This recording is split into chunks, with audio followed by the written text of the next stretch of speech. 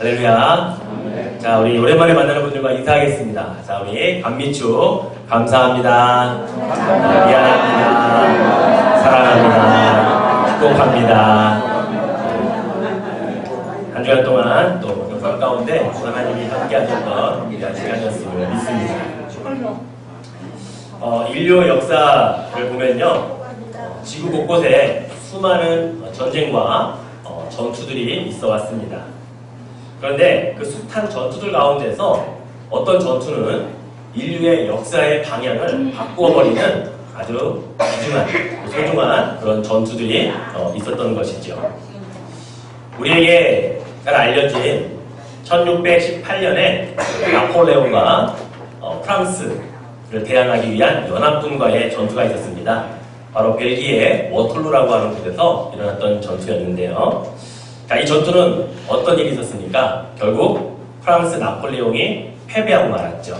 겨우겨우 연합군이 승리를 했는데 바로 이 전쟁을 끝으로 나폴레옹의 시대는 끝이 나고 프랑스의 그런 모든 힘들은 약화되고 이제 오히려 다른 유럽의 다른 나라들의 힘들이 부강해지는 그런 시대가 시작이 되었던 것이 바로 이 워털루 전투였습니다. 또 여러분 1944년에 노르망디 상륙작전을 기억하십니까? 세계 2차 세계대전이 한참 이 독일의 힘 아래에 있었던 이때에 바로 이 노르망디 상륙작전을 통해서 세계 2차 세계대전이 연합군의 승리로 끝이 나게 되는 아주 결정적인 그 작전이 바로 노르망디 상륙작전이었습니다.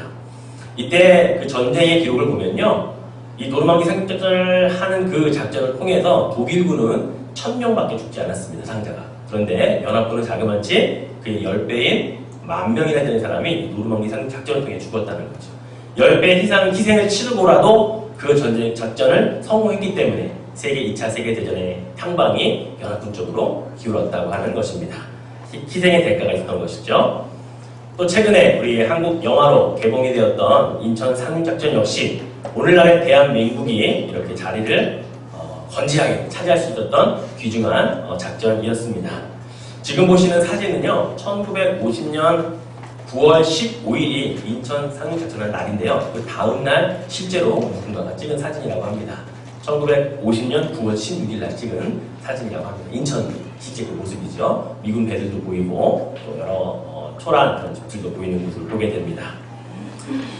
이 사건을 계기로 우리 대한민국이 결국은 상륙작전을 통해서 우리가 또 전쟁을 승리할 수 있었고, 물론 나중에 중국군에 의해서 휴전을 하긴 했지만 이 작전 때문에 그나마 오늘날의 대한민국이 성립될 수 있었다고 많은 학자들이 또 사람들이 이야기를 하죠. 제가 왜 전쟁 이야기를 처음에 서두에 말씀드리냐면, 오늘 우리가 읽었던 이 예레미야 36장 본문의 1절에 보면 이 당시에 역사상으로 굉장히 중요한 전투 하나가 있었기 때문입니다. 오늘 본문의 1절에 보면 그때를 여호야김 제4년이라고 이렇게 표현하고 있습니다. 이때가 BC 605년이었는데요. 이때에 갈그미스라고 하는 전투가 있었습니다. 이 갈그미스 전투에 대해서 잠깐 설명을 해드릴게요. 이 갈그미스라고 하는 곳은 유브라데 강의 상류를 지키는 큰 도성이었습니다. 메소포타미아와 그 다음에 이 소아시아를 연결시키는 중요한 동서도로의 북쪽 지역을 차지하고 있는 굉장히 중요한 도시가 갈그미스, 영어로 하면 칼키미스라고 하는 도시였습니다. 지도에서 보시듯이 원래는 이 지역을 아수르 제국이 BC 7세기부터 차지하고 있었는데요. 그 세력이 조금 약해지면서 이 지역을 누가 차지하고 있었냐면 애굽이 차지를 하게 됩니다.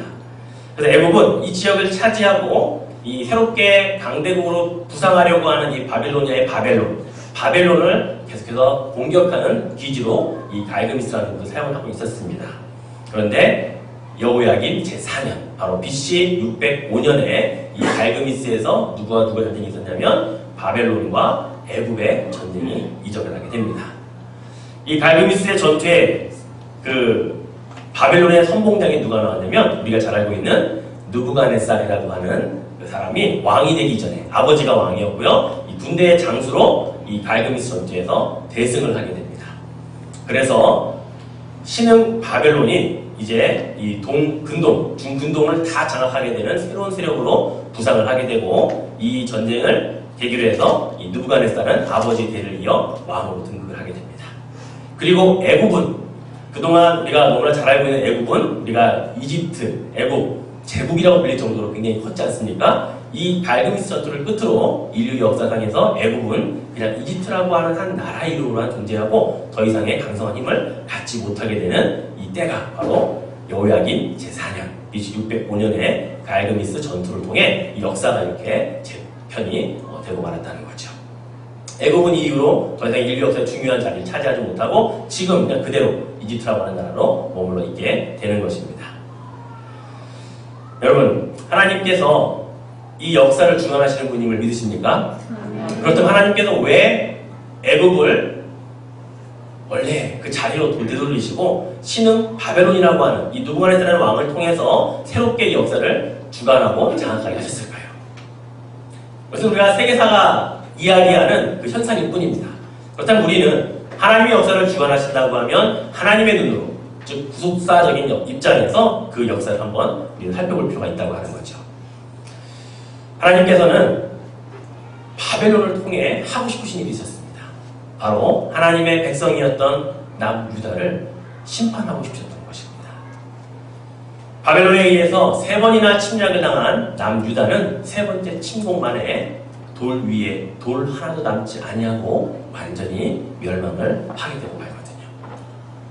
마지막 남유다가 멸망하는 그 본문을 성경은 다양하게 기록을 하고 있는데요.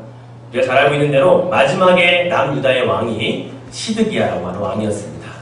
이 왕의 마지막은 너무나 처참했습니다. 그 왕이 보는 앞에서 자녀들, 아들들의 목숨을 뺏어가고요.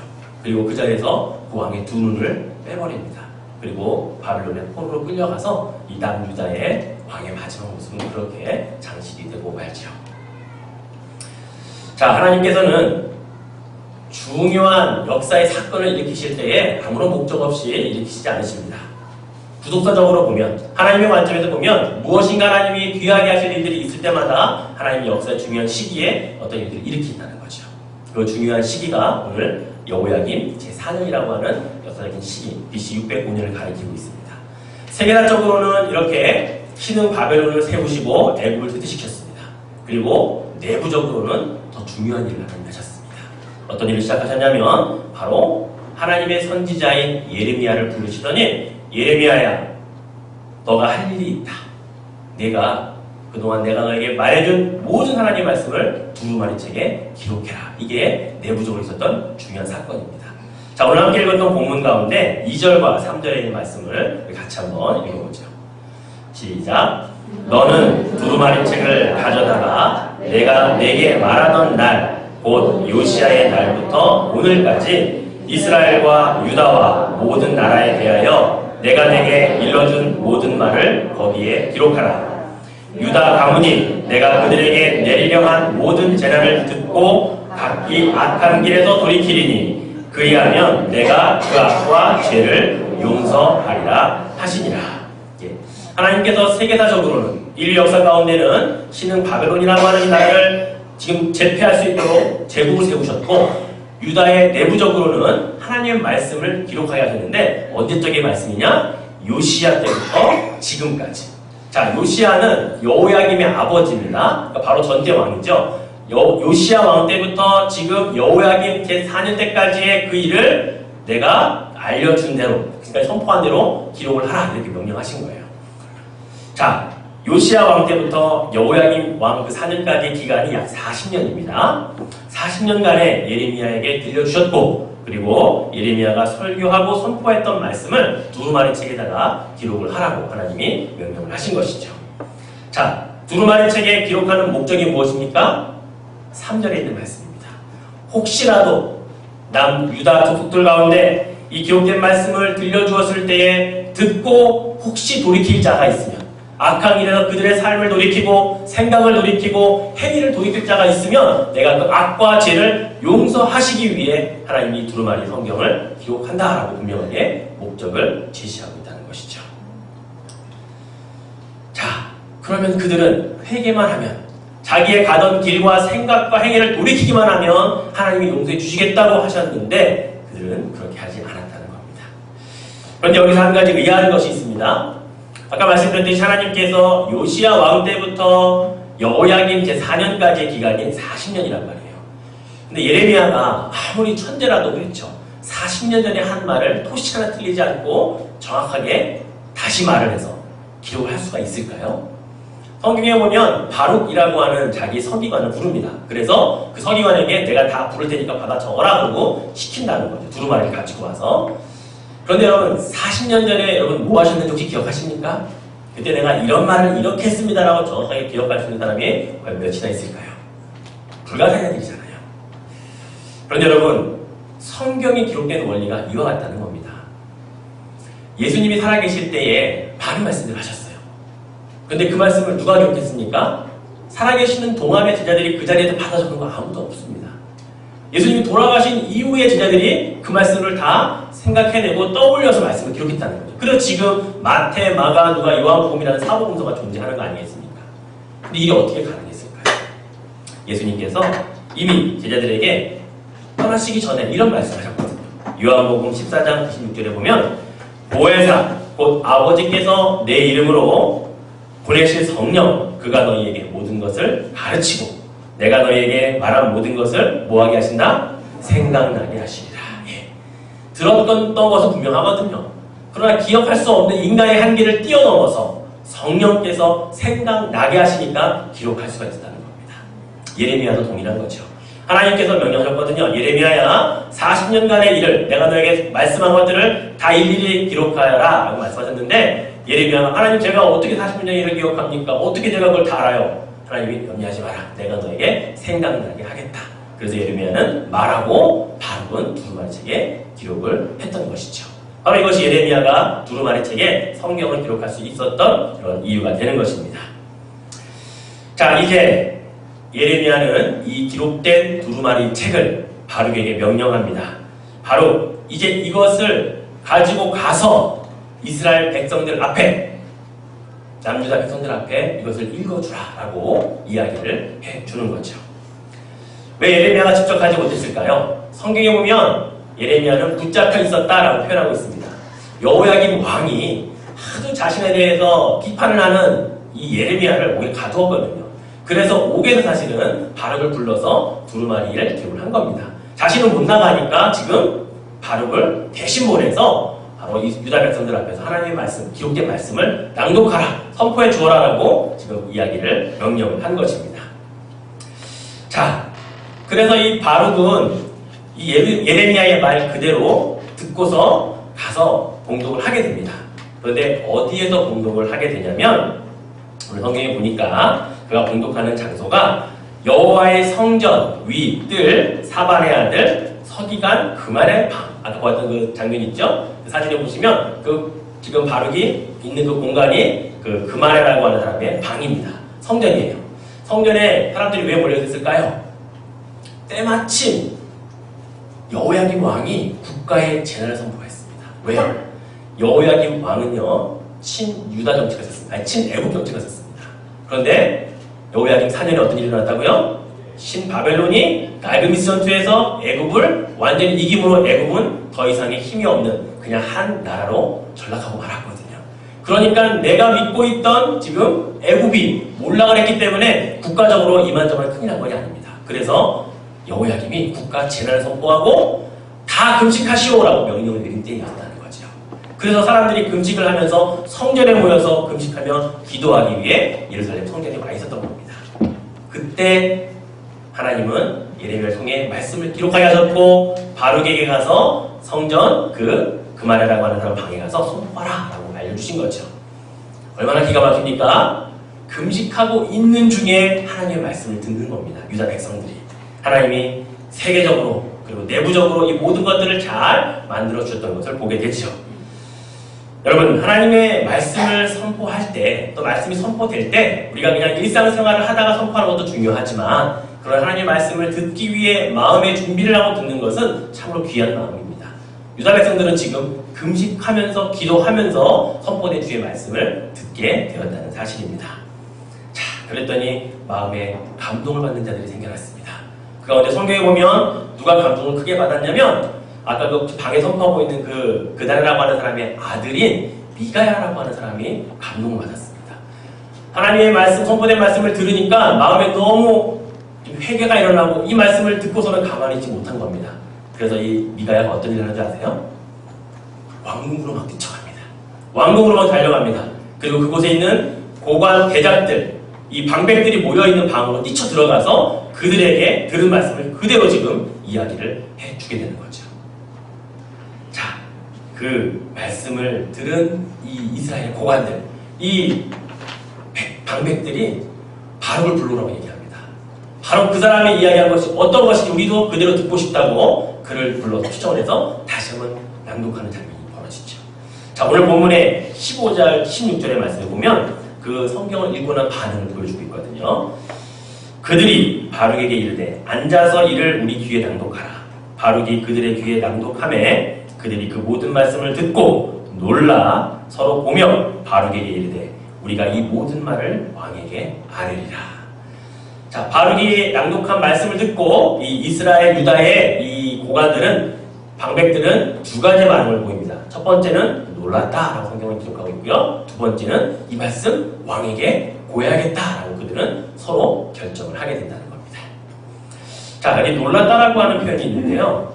히브리 원어로는 파드라고 하는 단어를 씁니다.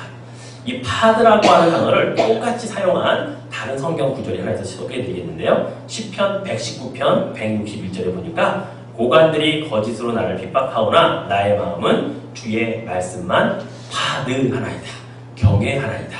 예, 이 미가야가 소개해준 바룩의 낭독하는 말씀을 듣고 그 말씀을 들은 이 고관들이 놀랐다라고 하는 표현은요, 하나님 말씀 앞에 두렵고 떨리는 마음이었다라는 표현입니다. 그게 놀라는 거였어요. 여러분, 그렇습니다. 하나님의 말씀을 듣고 난 우리의 반응도 이와 동일하지 않겠습니까? 놀라고 하나님의 말씀 앞에 두렵고 떨리는 마음으로 받아야 하지 않겠습니까? 그런데 이 시대의 많은 그리스도인들 가운데 이런 말들 하는 분이 너무나 많아졌습니다. 아, 오늘 말씀 괜찮았어. 오늘 말씀 들을만 했어.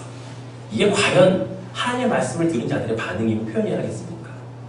하나님의 말씀을 들은 것이 아니고 강연을 들었거나 누구의 어떤 연설을 들었다면 괜찮았어. 들을만 했어 라고 표현할 수 있겠죠. 그런데 하나님의 말씀이 선포되었는데 그 말씀을 듣고 들을만 했어. 괜찮았어 라고 표현한다면 우리는 과연 올바른 하나님의 말씀을 대하는 마음을 듣고 마음을 가지고 그 말씀을 듣고 있냐는 거죠. 뭐가 괜찮았다는 겁니까? 뭐가 들을만 했다는 겁니까? 하나님이 괜찮게 설교 말씀을 주셨다는 이야기입니까? 하나님이 들을만하게 여러분들 뒤에 들려주셨다는 이야기입니까? 그렇게 설교하는 말씀 받으면 안 되죠. 하나님의 말씀에 대한 반응은 다른 것도 많지만 오늘 이 파드라고 하는 단어와 똑같이 우리가 하나님 말씀 앞에 경외하는 마음을 받아야 된다는 겁니다. 이런 마음이 여러분의 마음이기를 소망합니다. 하나님의 말씀이 선포될 때 여러분의 심령이 놀라는 일이 일어나기를 바랍니다. 그 말은 여러분 하나님 말씀 앞에 두려움과 떨림으로 그 말씀을 받아들이는 그런 마음의 자세가 여러분 가운데 있기를 축복해 드리겠습니다. 또 말씀을 듣고 난 이후에 이 고관들의 반응을 보니까 우리들만 알고 있어서는 안 되겠다. 이것을 지금 우리 왕에게까지 좀 알려줘야겠다 이렇게 결단을 하죠. 저는 이 본문 말씀을 보면서 디모데후서 2장 2절 말씀이 떠올랐습니다. 또 내가 많은 증인 앞에서 내게 들은 바를 충성된 사람들에게 부탁하라. 그들이 또 다른 사람들을 가르칠 수 있으리라. 이 말씀을 보면 사도 바울이 디모데에게, 디모데가 충성된 사람들에게, 충성된 사람들이 또 다른 사람들에게, 또 다른 사람들은 더 많은 사람들에게 말씀을 계속해서 전달하라고 하는 그 말씀을 하고 있거든요. 자, 보세요. 예레미야가 바룩에게, 바룩이 유다 백성에게, 유다 백성 가운데 미가야가 고관들에게, 고관이 왕에게. 하나님의 말씀은 능력이 있다는 겁니다. 선포한 것 뿐인데 어느 누구도 그 말씀을 누구에게 전하라고 하지 않았는데도 불구하고 계속해서 그 말씀은 누군가에게 전달되고 있다는 거죠. 이게 바로 주님께서 마지막 시작 명령으로 내린 주의 복음을 땅끝까지 전하라고 하는 원리인 것입니다. 우리가 하나님의 말씀을 들었다면, 받았다면 내가 해야 할 일은 뭡니까? 듣고 아멘하고 끝나는 것이 아니고 누군가에게 그 들은 말씀을 다시 전하는 삶. 이것이 바로 주의 말씀을 끝까지 땅끝까지 전하는 원리인 것이고 우리의 모습이어야 한다는 사실입니다. 여러분, 오늘 주의 말씀이 낭독되는 것을 듣고 두 가지 반응을 보였던 이 고관들의 반응이 여러분들의 반응이기를 원합니다. 먼저 하나님의 말씀 앞에 놀라십시오. 경외하는 마음으로 들으십시오. 그리고 들은 말씀을 깨달았다면 아멘하고 끝나는 것이 아니고 나는 누군가에게 이 말씀을 그대로 전하는 그런 주의 사자가 되시기를 축복해 드리겠습니다. 하나님이 예레미야에게 들려주신 이 말씀을 서기관 바룩이 그대로 읽었고 그 말씀은 계속해서 전달이 되어서 나중에 왕에게까지 전달이 되어집니다. 근데 안타깝게도 왕은 그 말씀을 듣고서 바룩의 두루마리를 빼어서 칼로 찢어서 불에 태워버립니다. 그래서 유다는 결국 바빌론의 심판을 받고 멸망을 하게 되죠. 로제트라고 하는 영국의 유명한 복음 전도자가 있었습니다. 하루는 이 로제트가 성경책을 딱 폈는데요. 성경책에 글자가 하나도 없는 겁니다. 백지 성경인 겁니다. 너무 놀랐습니다. 여러 장을 열어봤는데 성경에 글자가 하나도 없는 거예요. 그래서 옆집에 가서 성경책 한 권을 빌려왔습니다. 두려운 마음으로 폈죠. 여전히 글자가 한 글자도 적혀있지 않고 백지 성경이었던 겁니다. 세상에 난리가 났습니다. 이 땅에 존재하는 모든 성경의 글자가 사라졌다는 겁니다. 이구동성으로 그리스도인들이 이렇게 이야기하기 시작했습니다. 하나님이 우리 인간에게 주신 보배로운 말씀들을 거두어 가셨다. 하나님의 말씀을 다 가지고 가셨다라고 그들이 눈물을 흘리며 슬퍼하는 사람들이 많이 생겨났다는 겁니다. 그 가운데 가장 슬퍼했던 자들, 통곡하며 울었던 자들은 어떤 자들인 줄 아세요? 평소에 성경책을 많이 읽었을걸. 평소에 하나님 말씀을 좀 내가 가까이 할걸. 그렇게 후회하는 자들이 가장 많이 통곡하며 울었던 것입니다. 부모가 돌아가셔서도 이렇게 슬프지 않을 텐데 하나님의 말씀이 성경책에서 다 사라진 이후에 그리스도인들 가운데 울며 슬피 통곡하는 자들이 있었다는 사실이죠. 이때 이런 광고가 들렸습니다. 세계 각처에서 성경을 암송하는 자들은 다 모이십시오. 여러분이 암송하고 있는 성경 구절들이 한 구절에 있으면 다 모이십시오. 우리가 성경 66권을 다시 완성하려고 합니다. 그러나 결과는 66권은 다 완성되지 않았습니다. 도시 한 글자까지 정확하게 기록하고 있는 사람이 누가 있겠어요? 성경은 완성될 수가 없었던 것이죠. 결국 수많은 그리스도인들이 하나님 앞에 무릎을 꿇고 기도하기 시작했습니다. 하나님, 다시 말씀을 내려주십시오. 가져가신 말씀을 다시 저희들에게 돌려주십시오. 라고 그들은 기도하기 시작했습니다. 로제트 역시 하나님 앞에 무릎 꿇고 주여 우리에게 말씀을 되돌려 주십시오. 라고 크게 큰 소리로 부르짖는 순간 꿈에서 깨고 말았습니다. 그리고 자기 책상 앞에 놓인 성경책을 가서 찾아봤죠. 글자가 있는 겁니다. 얼마나 감사했겠습니까? 그는 그 자리에서 감격의 눈물로 성경 구절을 한 구절 한 구절 그 어느 때보다도 소중하고 귀하게 읽어 내려갔다고 합니다. 하나님께서 우리 인류에게 문자를 주셨습니다. 그리고 문자를 통해서 책이라고 하는 문명의 이기, 문명의 도구를 우리들에게 선물로 주셨습니다. 그것이 있었기에 수천 년 전에 기록된 하나님의 말씀이 지금 우리가 가지고 있는 이 책이라고 하는 성경책에 기록이 되어져 있는 것입니다. 이게 얼마나 큰 은혜인지 여러분 모르시죠? 과거에 성경책을 가지고 있었던 자들이 소수였습니다. 아무나 성경책을 소유하지 못하게 만들었거든요. 성경책을 아무나 읽지 못하게 했습니다.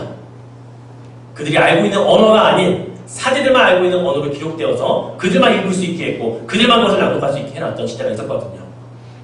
종교개혁 시대 이전에 일이 그랬다는 겁니다. 그런데 지금 어떻습니까? 집집마다 방방마다 오히려 가족 수보다 성경책의 수가 더 많은 그런 시대를 우리는 풍성히 살아가고 있다는 거죠. 그런데 성경의 가치는 점점 떨어져가고 있습니다. 성경책이 책꽂이에 꽂혀 있는데 우리는 그 꽂혀 있는 성경책에 만족하고 살아요. 아, 우리 집에 성경책이 있다. 우리 성경책이 이렇게 많다. 성경책은 여러분 소장하라고 있는 책이 아니고 성경책은 읽으라고 주어진 책인 것을 여러분 아셔야 됩니다. 성경책이 꽂혀 있다고, 우리 집에 성경책이 많이 있다고, 방방마다 있다고, 내 식상 앞에 놓여 있다고 그 성경책 여러분을 진리로 인도하십니까? 여러분이 그 말씀을 읽고 하나님의 말씀을 순종하고자 하는 마음이 있을 때에 그 진리의 말씀을 여러분을 인도하는 거지 성경책을 가지고 있는 것만으로 여러분이 인도된다는 것은 이것은 아니거든요. 여러분 다 아시잖아요. 하나님께서 오늘 왜 유다 백성들에게 여호야김 4년이라고 하는 전 세계적으로 인류 역사에 애국이 쇠퇴하고 바벨론이 등장하는 그때에 왜 여호와의 말씀을 기록하라라고 예레미야에게 말씀하셨겠습니까? 지금 우리가 살고 있는 이 시대가 뭐가 다릅니까? 세계가 얼마나 빨리빨리 변해가고 있고 우리가 세계의 역사를 어떻게 변해갈지 전혀 예측할 수 없는 시대에 우리 살아가고 있거든요. 그럴 때 과연 우리는 무엇을 기준 삼아 어떻게 세계의 역사를 바라봐야 하고 그것을 따라갈 수가 있겠냐고요. 하나님의 말씀을 통해서 눈을 가져야 우리는 따라갈 수 있지 않겠습니까? 그렇다면 이 시대에도 동일하게 우리에게 주어진 말씀이 있기에 이 말씀을 가지고 우리는 그 진리의 길을, 방향을 잡아야 한다는 사실이죠. 사랑하는 분들 여러분, 여러분이 살아가야 할 세상의 지혜는 어디서 얻고 계십니까? 인터넷입니까? 아니면 여러분이 좋아하는 누구의 강연입니까?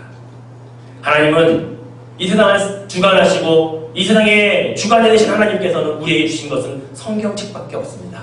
하나님의 그 말씀만이 우리가 어디로 가야 할지 어떻게 살아야 할지 제시해주고 있는 유일한 방법이고 길인 것을 여러분 깨달으시기를 바랍니다. 제가 지난 주일에 새벽과 영성이라고 하는 주제로 말씀을 드렸죠.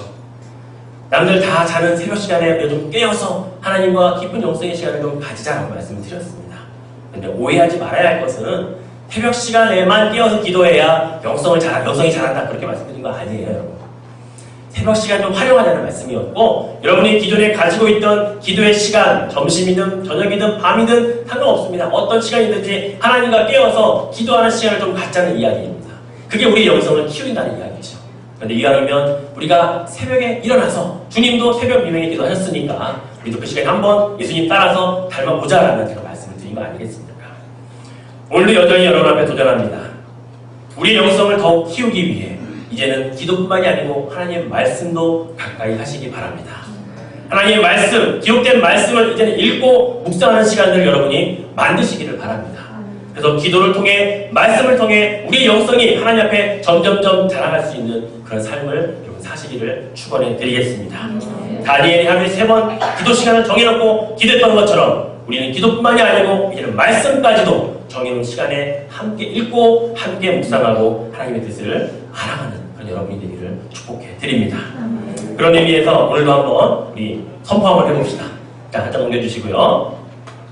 자, 이렇게 한번 선포하겠습니다. 같이 한번 읽죠. 시작! 나는 주의 말씀을 주야로 묵상하는 말씀의 사람이 되고자 한다. 자, 손을 들겠습니다. 손 드십시오. 자, 다시 읽겠습니다. 시작! 나는 주의 말씀을 주야로 묵상하는 말씀의 사람이 되고자 한다. 아멘. 예, 그런 사람이 되시기를 축복해 드립니다. 그래서 여러분 한 주간도 말씀에 한번 푹 빠져 살아보십시오. 그래서 오늘 한 주간 이렇게 살아서 말씀 여러분에 충만해서 이것을 누구에게 전하지 않으면 안 되는, 다음 주 주일 여기 와서는 옆에 앉은 분에게 나 말씀 때문에 죽겠어 이렇게 표현할 수 있는 그러한 여러분의 삶이 되시기를 주의 이름으로 축원해 드리겠습니다. 함께 기도하죠. 기도의 제목을 드립니다. 시대가 많이 어렵고 세상이 너무나 급박하게 변해가고 있는 이때에 우리는 무엇을 기준 삼아야 하고 우리는 어떤 것을 따라 살아야 할지 하나님 말씀만 우리의 기준됨을 우리가 고백합시다. 하나님, 그동안 우리의 말씀이, 성경이 우리가 가지고 있는 것만으로 만족하는 삶이었다면 이제 다시금 그것을 읽는 자, 이제는 그것을 우리가 묵상하여 주의 뜻을 따라가는 자가 되기를 원합니다. 이런 고백들을 하기를 원합니다. 그래서 이제는 주의 말씀을 주로 묵상하는 말씀의 사람으로 살기 원합니다. 함께 동성으로 기도합니다. 하나님 아버지 감사합니다. 오늘 우리에게 주신 말씀을 통해 우리는 다시 한번 주의 말씀이 우리에게 어떠한 영향을 행사하는지를 다시금 깨닫습니다. 전 세계가 너무나 예측할 수 없는 방향으로 나아가고 있을 때에, 세상은 엄청나게 변해가고 있는 그때에 우리가 그 세상을 어떻게 바라봐야겠습니까? 하나님의 눈으로 바라봐야겠고 하나님 주신 말씀을 가지고 우리가 통찰력 있게 그 시대를 이끌어가야 하지 않겠습니까? 그런데 우리는 말씀을 너무나 읽지 않습니다. 그런데 우리는 말씀을 너무나 듣지 않습니다. 우리는 말씀을 너무나 묵상하지 않고 살아갑니다. 말씀을 가지고 있는 것만으로 만족하며 살아가고 있습니다.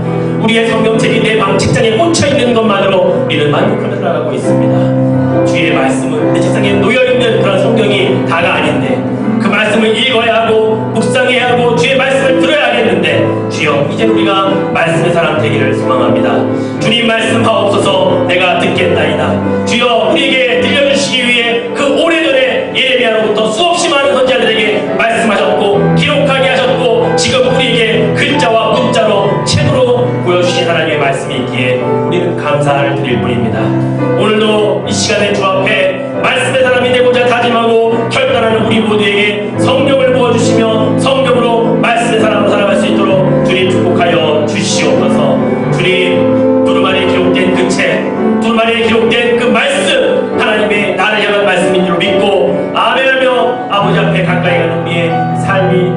하여 주시옵소서. 주님 믿습니다. 주님 말씀 함께하여 주시옵소서. 하나님, 주의 말씀이 살아있는 것만, 그래서 그 말씀을 듣고 읽고 묵상하면 우리의 심령과 볼수를 쪼개기까지 하신다고 우리에게 가르쳐 주셨건만 우리는 그 말씀을 가까이 하지 못했습니다. 내 책상 앞에 성경이 놓여 있었건만 피려고 하지 않았고, 책장에 성경이 꽂혀 있었건만 그 책장에 성경을 빼내려고 시도하지도 않았던 우리의 이 죄악을 용서하여 주옵소서. 말씀과 가까이 하지 않으면서도 하나님 잘 믿고 있다고 그렇게 편안하게 안심하며 살아갔던 우리의 그 잘못된 평안을 용서하여 주시옵소서. 기도해야 하겠고 말씀을 읽어야 하겠고 말씀과 함께 살아가야 하겠기에 주님, 오늘 다시금 우리에게 다짐케 하시고 결단케 하시는 그 하나님의 은혜를 사모합니다. 주여, 주의 말씀을 주야로 묵상하는 말씀의 사람이 되기를 원하나이다. 주여, 그렇게 되도록 인도하시고 지켜주시옵소서. 말씀이 나의 삶의 양식이 되게 하여 주시옵소서.